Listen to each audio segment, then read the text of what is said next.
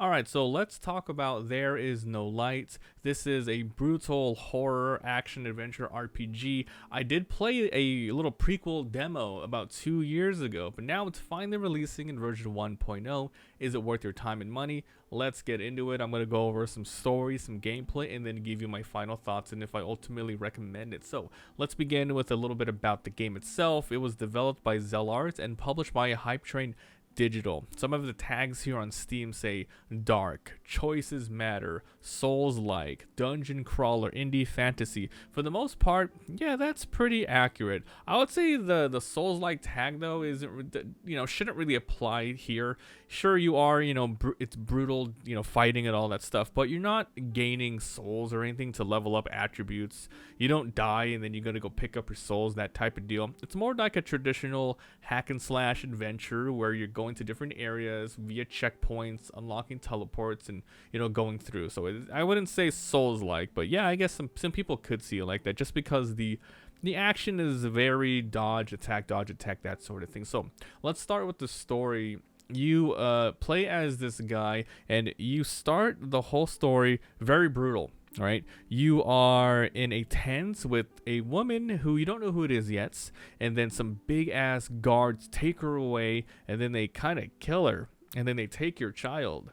So what happens is that's your mother, and it's that time of the year called the ritual where they take all of the infants and they go do some sacrifice. This is a really dark, grim world where basically all the humans have known nothing but suffering. They have been living in this underground area that is connected to a bunch of like caves, dark subway systems, and they have been living in turmoil. But all of a sudden, someone called, the Almighty Hand or something like that, gave them a little bit of hope. But, he also wants to have them sacrifice their children. For what reason?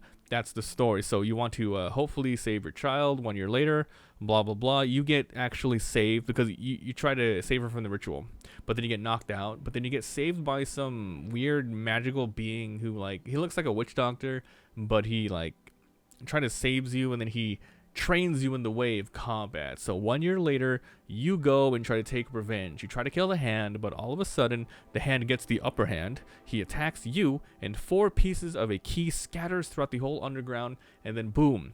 In the middle of the town, a gigantic gate pops up, and everyone's like, what is that gate? We've been living here this whole time. What is this thingy? So your goal is to go find all of those keys, open up this gate, and figure out the mystery of who is the hand, why is everyone down here, etc. So that's the story, right? How's the gameplay? Well, basically you are in a isometric view. You can dash to dodge enemies' attacks. It has iframes.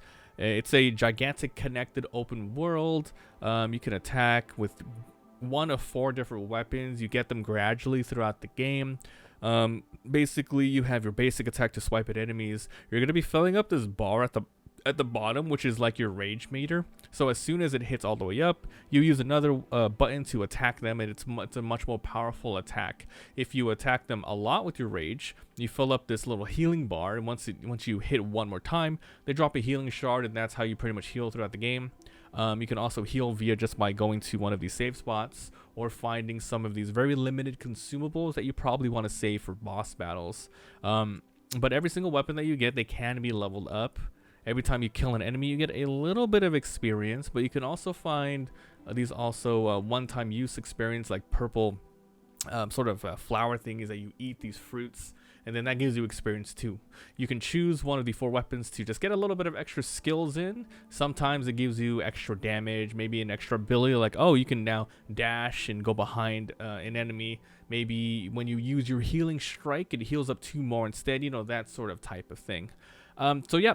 It's an interconnected world. They're going to be running around, and basically, it's big maps, but it's pretty linear for the most part. You're always going to be going through this area first, going to another one. You can always teleport back and forth, which is pretty cool. The game has a lot of dialogue. It really does. You can mash through a lot of it, but luckily, also, a lot of it is optional. If you do, you should probably do what I did. You listen to the first couple of people, but you skip some, you talk to somebody, you skip some, you talk to some, just so you can get a feel of all the different communities and all the different people you're coming to. But you definitely want to always talk to the people with the quest. This game has a sort of karma system where They say on the Steam page it's like 1,000 plus different linear non-linear narrative to build a branching story. When if you do skip everything, all the dialogue, optional dialogue, you're not going to know anything about the world. But once you start like seeing what's going on, you're like, oh, there's lots of people who are brainwashed, there's cannibals, there's people who oppose these guys, but there's also traitors. There's a lot of different communities in the game, which is kind of cool. And they say here, meaningful choices that will impact the world according to the player's decision.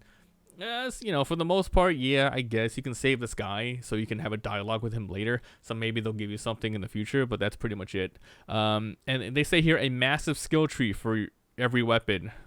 Massive skill tree. I think that's a little far-fetched. There's only like 6 skills to unlock per weapon. Unless something gets unlocked really later, then it adds more stuff. But if they say massive, but there's not that much there. Really isn't. Okay, so for the most part, what do I think about the gameplay itself, the fighting, the combat? You know what? It's a little clunky at first. It is an indie game.